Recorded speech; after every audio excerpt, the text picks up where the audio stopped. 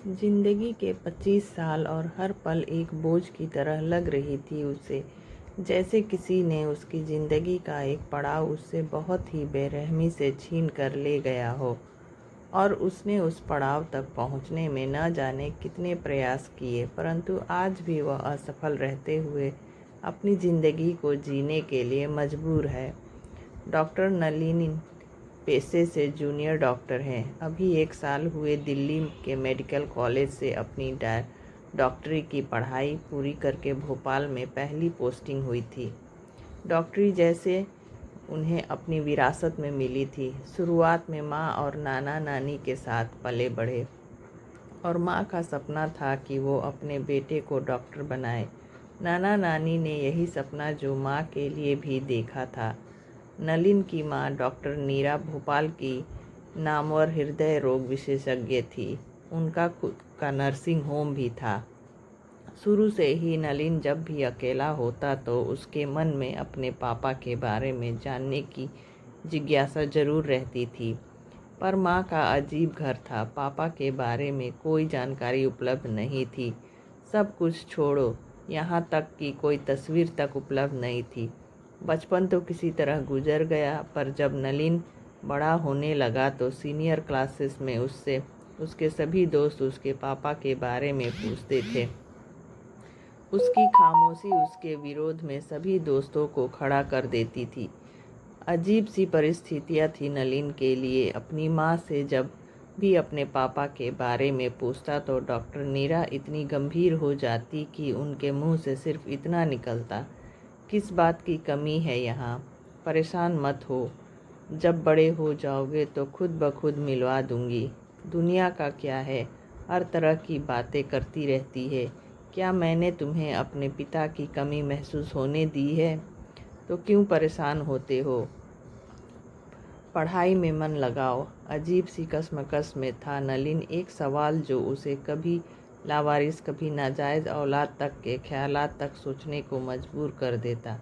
माँ के कमरे में माँ से मुलाकात करना बहुत कठिन होता था। अपना कमरा उसे खाने के लिए दौड़ता था। सवालात उसे चैन से जीने नहीं देते थे। उसके पास सिर्फ यादें ही रह गई थी। मेडिकल की तैयारी में 1 साल और फिर मेडिकल कॉलेज में MBBS करने में लगभग 4 साल का समय यूं ही निकल गया। इस व्यवस्था के दौर ने उसे अपनी माँ और ननिहाल से बहुत दूर कर दिया था। अपने शहर में वापस लौटने के बाद उसके सवालात फिर उसका पीछा करना शुरू कर दिए। ड्यूटी रूम में बैठे इन सब ख्यालों में खोया ही हुआ था कि तभी कंपाउंडर उसके पास भागते भागते आया और बोला, डॉक्टर साहब, ICU में दिल्ली के कोई बुज़ुर्ग मरीज़ हैं। उनका अंतिम समय चल रहा है। वो आपसे मिलना चाहते हैं। जल्दी चलिए। डॉक्टर नलिन परेशान सा सोचता रहा कि कोई व्यक्ति उससे क्यों मिलना चाहेगा। आज तक उसकी माँ और नाना नानी के अलावा कोई उससे मिलने नहीं आया। वो जल्दी जल्दी ICU में गया तो देखा कि एक बुजुर्ग मरणासन अवस्था में लेटे हुए हैं। लगभग 65 ईयर्स उम्र होगी। बगल में उनकी पत्नी और एक बेटी है, जिनके पलकों से आंसू रुकने का नाम भी नहीं ले रहे थे। उस बुजुर्ग ने नलिन की तरफ बहुत ध्यान से देखा। चेहरा अधीर हो उठा। बिट्टू, पहचाना मुझे? मैं तेरा पापा। कैसे ध्यान होगा तुझे? तू उस समय 3 साल का था। नलिन उनके पास गया। उनको गले लगाकर उन्हें के द्वारा अपने बिछड़े बेटे को बाहों में भरने की कोशिश को कामयाब कर उनकी बात सुनने लगा। कितना बड़ा हो गया है, डॉक्टर भी बन गया। आंखों से आंसू और हलक से लफ्ज़ दोनों एक साथ बाहर निकल रहे थे। अपने मन की बात जब खत्म हुई तो बुजुर्ग का संतृप्त शरीर मौन हो गया। कमरे में उपस्थित हर व्यक्ति की आंखों में आंसू थे। नलिन ने उनके शरीर को बिस्तर पर लिटाया और नाड़ी देखी तो वो मर चुके थे। बुजुर्ग की पत्नी और बेटी तो उनके शरीर से लिपट कर रोए जा रही थी। नलिन ने उनके पास जाकर ढाढ़स बंधाया। कुछ समय बीतने के बाद उनके पास में जाना चाहा। उनकी बेटी ने बताया, ये दिल्ली के मशहूर चित्रकार आनंद शेखर हैं। हमेशा डॉक्टर नीरा और आपका जिक्र किया करते थे, और जब इनको हार्ट अटैक आया तो इनकी अंतिम इच्छा यही थी कि ये आपकी बाहों में दम तोड़े, इनका अंतिम संस्कार आप ही करें। नलिन के लिए यह सब बहुत जल्दी हो गया था। इतना जल्दी हो गया था कि समझने में उसको बहुत समय लगने वाला था। नलिन ने आनंद शेखर के परिवार को अपना नंबर दिया और उन्हें एयरपोर्ट में फ़्लाइट पकड़ाकर सीधे अपने घर की ओर रवाना हुआ। घर में पता चला कि नाना और नानी 2-4 दिन के लिए अपने फार्म हाउस गए हैं और माँ अपने रिसर्च पेपर प्रेजेंटेशन के लिए मुंबई गई है। 5 दिन के बाद लौटेंगी। माँ के कमरे में गया तो देखा तो उनकी स्टडी टेबल में एक बहुत पुरानी डायरी थी, जिसके कुछ पन्ने ही बचे हुए थे। नलिन को माँ की डायरी के पन्ने पलटने में संकोच लगा। ऐसा लगा कि वह बहुत बड़ा गुनाह करने जा रहा है, पर वह यह अच्छी तरह जानता था कि उसके हर सवाल का जवाब इसी डायरी में था। वह अपने दिल में पत्थर रख कर उस डायरी को 25 साल से भी पहले के पन्ने पढ़ना शुरू किया। आज बहुत ही अच्छा लगा अपनी सहेली के साथ। जब मैं आर्ट गैलरी में गई तो मेरी मुलाकात एक स्मार्ट चित्रकार से हुई। नाम था आनंद शेखर। पहली नज़र में मुझे उससे प्यार हो गया।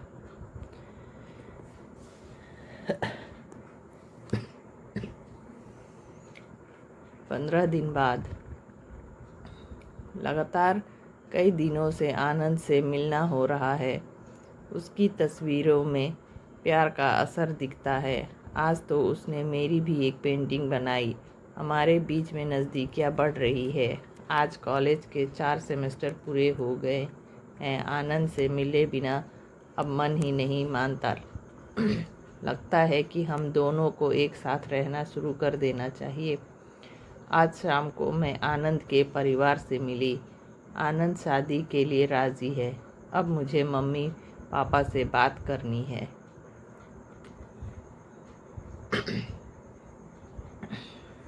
एक महीने बाद आज हम दोनों ने कोर्ट मैरिज कर ली है। आनंद के परिवार के सभी लोग और मेरी सभी सहेलियां साथ थी। मेरे मेडिकल भी पूरा होने को है, पर मेरे घर वालों को यह पता ही नहीं कि मैंने उन्हें बिना बताए यहाँ शादी कर चुकी हूँ। आनंद को यह पता है कि मेरे घर की भी इस बात पर सहमति है। 10 महीने बाद इस वक्त हम दोनों खुश हैं। पापा को यह लगता है कि मैं अभी डॉक्टर हूँ। वो मुझे अपना नर्सिंग होम देखने के लिए भोपाल बुला रहे हैं। अब हमारे परिवार में बिट्टू आ गया है। इसका नाम हमने नलिन रखा है। माँ को मैंने अपनी शादी की बात बताई है, पर पिताजी ने मुझे जान से मारने की धमकी दी और पूरे परिवार को ख़त्म करने का निर्णय लिया है। यह तो मैं अपने बेटे के साथ भोपाल लौट जाऊं, बाकी सब वह देख लेंगे।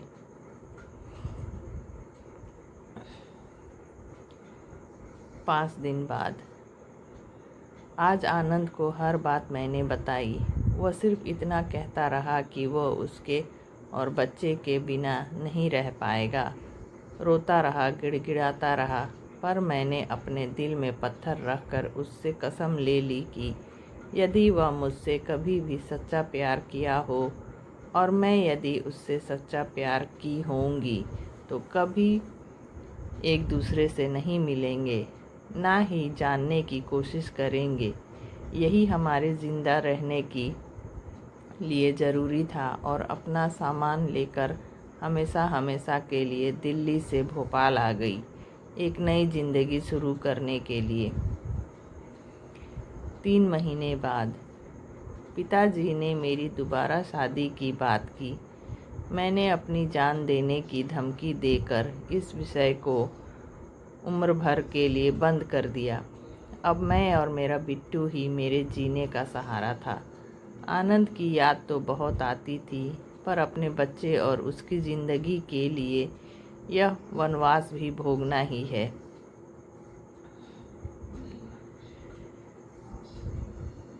डायरी के इतने पन्ने काफ़ी थे अतीत के गर्भ में छिपे प्रश्नों को खोजने में।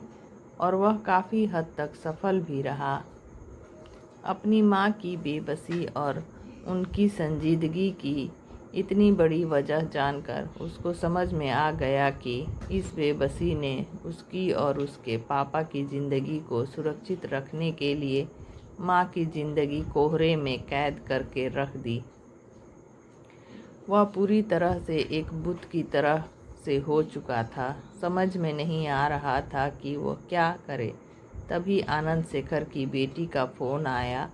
वो उसको अंतिम संस्कार के लिए याद दिलाई और अंतिम इच्छा पूरी करने की गुजारिश की।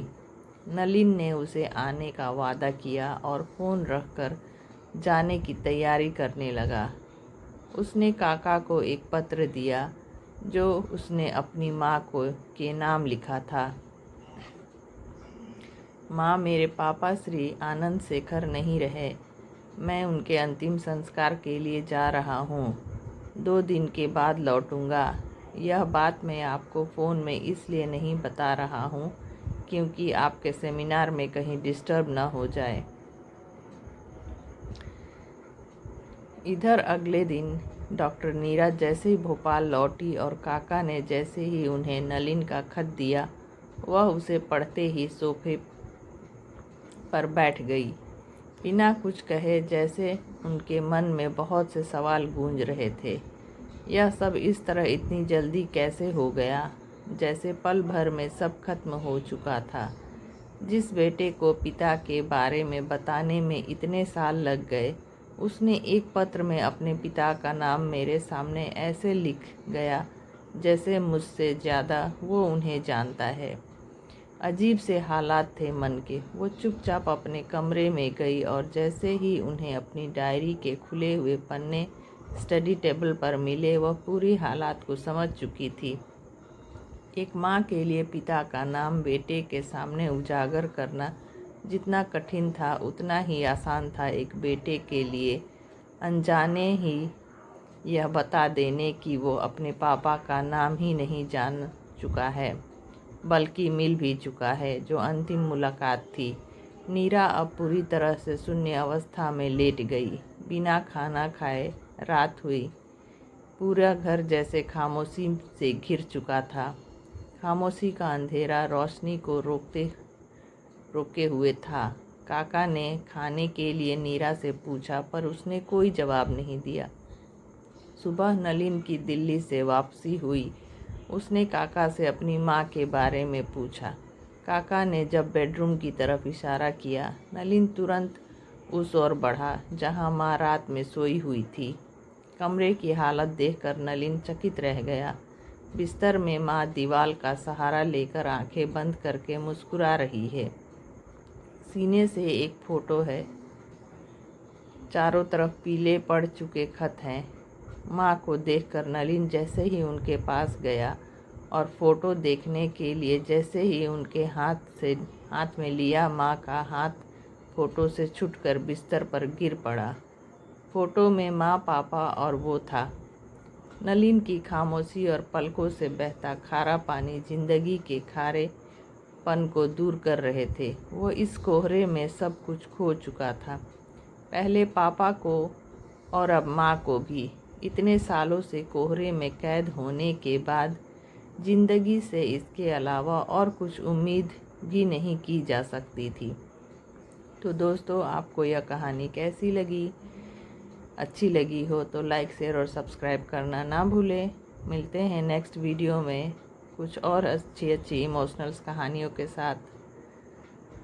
Thanks for the watching.